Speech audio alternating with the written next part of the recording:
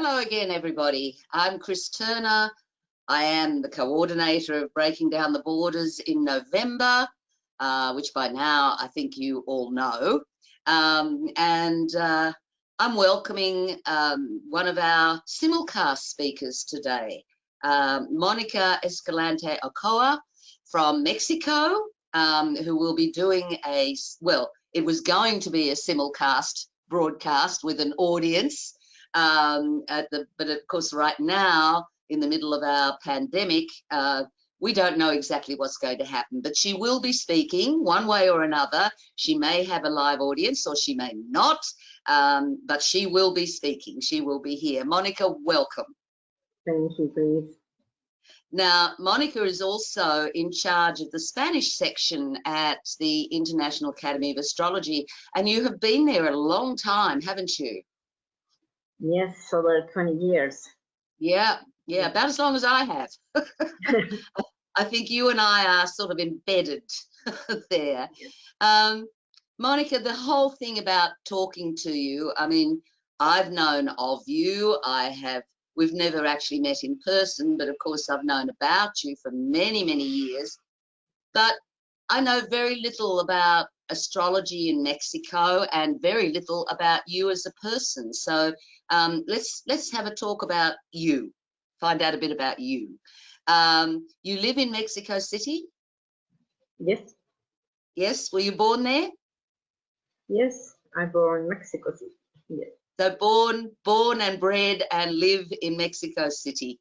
Yes, I travel a lot, but I always come back to Mexico. Yeah, always come back, yeah. But you speak overseas, you speak at all the UACs and all the big overseas conferences, don't you? Yes, I have speak in the UAC, the NCGR conference, and also in England and the Astrologer. Uh-huh, yep, so well-traveled. So just very quickly, we did speak about this before, but Mexico City is not doing terribly well in the pandemic. Are you okay? How are you coping? How are you managing with the... I am fine. I'm not scared. I think you have to have the immune system up. I'm working on it, like vitamins, eating well, walking. Yeah, but the pandemic is, in general, it's not going well in Mexico. Hopefully, yeah, it will change.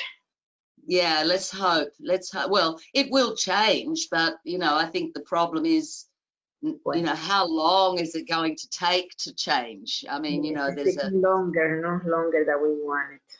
Yeah, absolutely. And they keep talking here, I'm sure they do there too, about life getting back to normal. And I keep thinking, that normal that we had doesn't exist anymore. We are going to have to make some big changes. And how are we going to do that? I don't know. I think now it's a transition, no? It won't be as it was before, but it won't stay as it is now, no? I dream it will be better. No? Well, hopefully it will be better. Yes. So tell me, when you were little, what did you want to be when you grew up? I wanted to be a teacher. I didn't know anything about astrology. Yeah, I don't know. In my family and in general, Mexico was very close to the astrology, so I didn't know anything about astrology until my Saturn turn, and then I love it. But before, I always want to be a teacher. So I started to be a chemical engineer, and I worked in the chemistry industry for many years. And then I started teaching. I started teaching maths and chemistry and physics. And then all of a sudden, I had my first appointment with the astrologer, and I love astrology since then, and I changed. Isn't that interesting? I find over the years, and the more astrologers I actually speak to about their background, and that I find that there is so much in common. I too wanted to be a teacher. I too worked in the chemical industry, in the science industry for many years. And I didn't go to an astrologer, but somebody gave me Linda Goodman's Sun Signs, and I read that, and wow, so off I went with that. So yeah, it's amazing how many of us have so many parallels.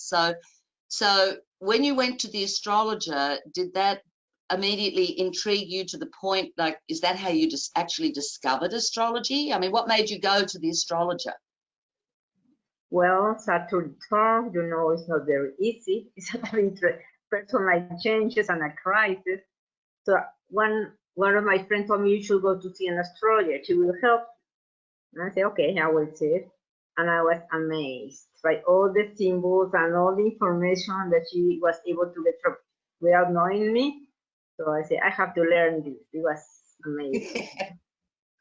Although, did you find that with your scientific background, which was, I mean, I always related to it even before I discovered it. Even as a child, I knew what everybody's sun sign was, you know, but then with the scientific training I had, part of why I actually wanted to learn it was to find what was wrong. You know, I wanted to disprove it, that this couldn't be right. Where was the fault? Where was it wrong? And of course, I never found it. Did you find that you felt the for same me, it was the opposite. I want to know how was it working. It's really amazing. Yeah, the first time that I went to astrology bookstore, I saw many books, and I didn't understand anything. I said, well, one day I will be able to understand all of this. Yeah. So I was very attracted to astrology the first time. Yeah, well, I must admit now I'm more interested in how it works than you know, disproving it. But at that first time I thought, no, there has to be something wrong with this. There's got to be something wrong with this.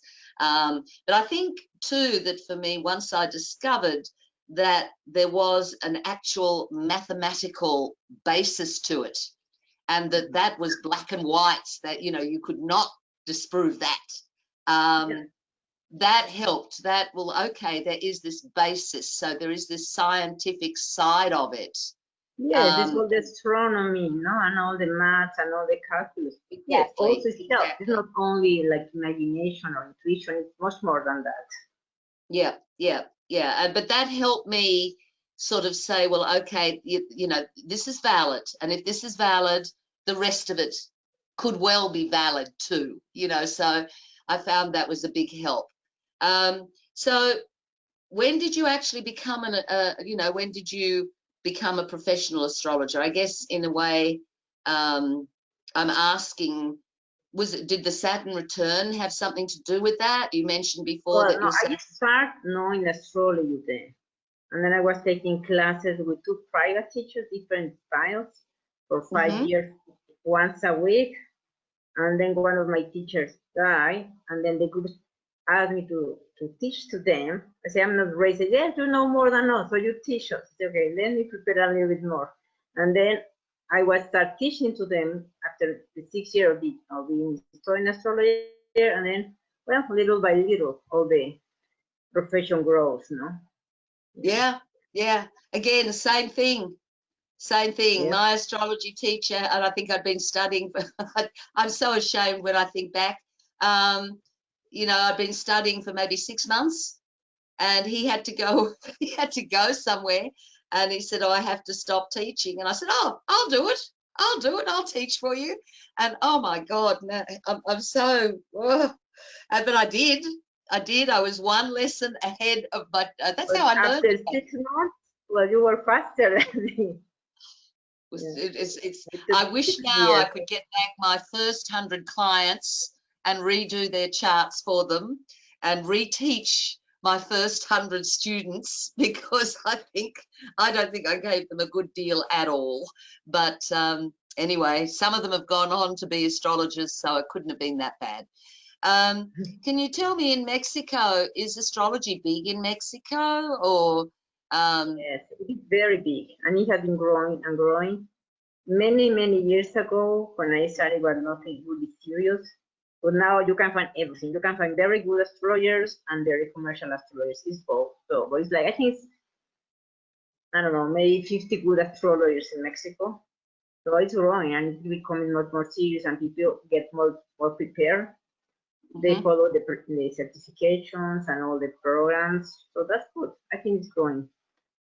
Yes, and well, like in AstroMéxico, we teach like every month, which is like one conference. Well, I have so many groups and so many of my students that I have been a teacher for more than 20 years.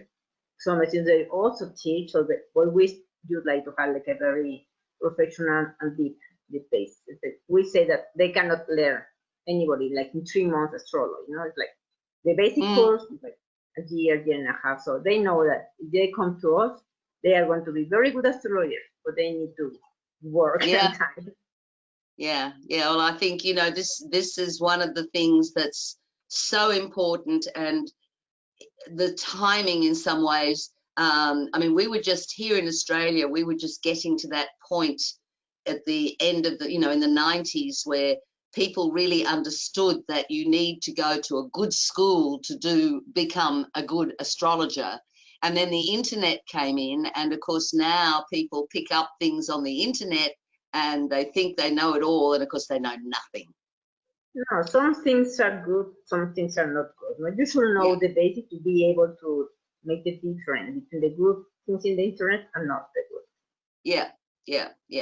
No, I think there's been a bit of a slip back. I mean, you do see, I don't do it very often, but occasionally when I'll go into some of the more public astrology groups, and it's like we've slipped right back to the 70s and the 80s, where they're talking sun sign stuff all the time, and I feel like saying, for goodness sake, you know, this is baby stuff, get out of that, you know.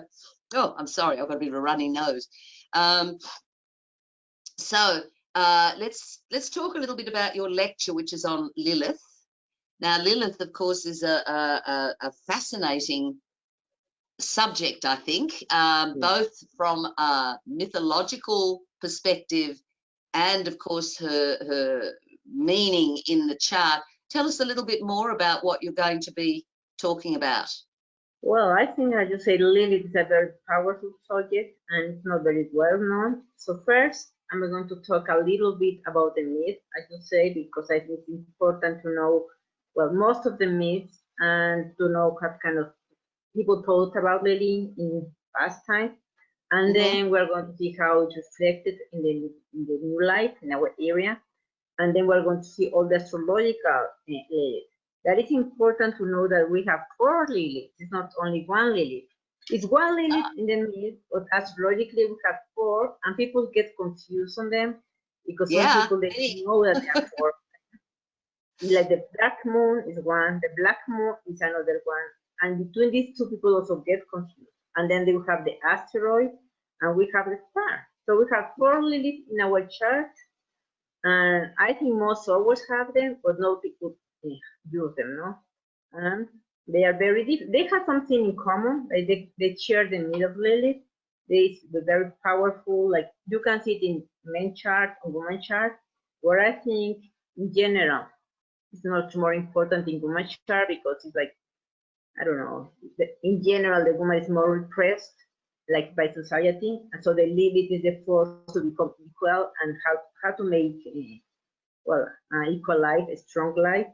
And I'm going to give some examples of each Lilith, like international examples, and we are going to find some very important people where they can go from politics leaders, or they can go to writers, or an artist, or I don't know, many people who have been developed this Lilith personality. So I think it will be very interesting. Like first to know the myth, then to know the 4 Lilith, like astrologically, and also they change in a different kit, and well, examples of each Lilith, and we're going to see what do they have in common and what are the differences. Yeah, it sounds really interesting. I've never used Lilith, mainly because of that confusion. You know, I think, well, which one do I use? You know, so I'm very interested. 4 of them. I think the 4 of them, they're important. And you can find, I think, well, I would say like most of the important people, especially the women, they have a very strong Lilith. Like we have, for example, Angela Merkel from Germany. She's very strong. We have Frida Kahlo. We have Asma Mansour, the Egyptian girl. Leonora Carrington, like a painter, like a British painter. So all of them are personalities that they have very strong Lilith. Yeah, that is interesting. Yeah, maybe I don't do charts anymore, but maybe if I do any, I will have to have a closer look at it. Or you can see at your chart or your friend's chart. No, I would show you how to find it like this. I use the Solar Fire software, and there I will show you where are the symbols and how can you find them. No? And yeah, well, that's very important. It's going to be very, very interesting. Yeah, it does sound really good, and I'm sure that you will get a lot of interest in it. I'll just tell people you are talking, I think, on Sunday the 8th at 10 a.m. Is that right? Yes, 10 a.m. Eastern Standard Time. So, and I hope you know we have. I know you've been, you've talked for Borders before. You're already part of our family. We have a foyer where people can go after the lecture or before the lecture, even anytime they want. We're open 18 hours a day, and I hope you will go in there and have a chat. Sure. to the people who come to your lecture. They may have extra questions and so on. And before we go, is there anything you'd like to say in Spanish to your students, and because I hope a lot of people from Mexico and South America generally will come and listen to you. So is there anything you'd like to say to those people? I'm going to talk in English because I think yes, I know you are. But, bueno, la conferencia va a estar en inglés, pero me imagino que muchos de ustedes que hablan español pueden entenderla, y si tuvieran alguna duda de alguna parte de la traducción, con gusto me pueden escribir o nos podemos encontrar en el folleto y ahí les puedo contestar sus dudas. Lily, no, I hope what you said was very nice. No, I am just telling them, like, well, most of the people will know English, but they have some problem with some words or something that they cannot understand because of the language. They can email me, or we can meet at the project, and I can answer the questions. Yeah, but there's a lot of English-speaking people who may be well interested in coming, so that would be good. Yes, and also they're going to get the recording, no? Yeah. Absolutely. And they can listen again, so it's going to be clear for them. No? They need something.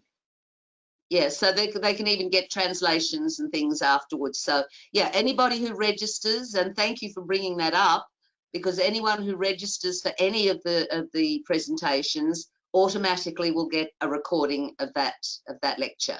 So yeah, that's very important. Thank you, Monica. I do really appreciate your time. I know it's getting on in the evening in Mexico, and one day I would love to go to Mexico. It's a place I've never been. And just wait for the world to come back to normal, and you are welcome to come here. Well, at the moment, they're not letting us out. They're not letting us out of the country. Mexico is open. The world is closed, but Mexico is open. Then when Australia open, you can come. Okay, I will do what I can. Although I do wish that we were in, even further ahead in time, and all I had to do was wiggle my nose or say to, take me to Mexico City, and I would be there. That would be wonderful. If I could do that, I would visit everybody. I really would. Yes, anyway, right. Monica, we'll see you at the conference, and thank you again so much for your time. Thank you, Chris. Bye.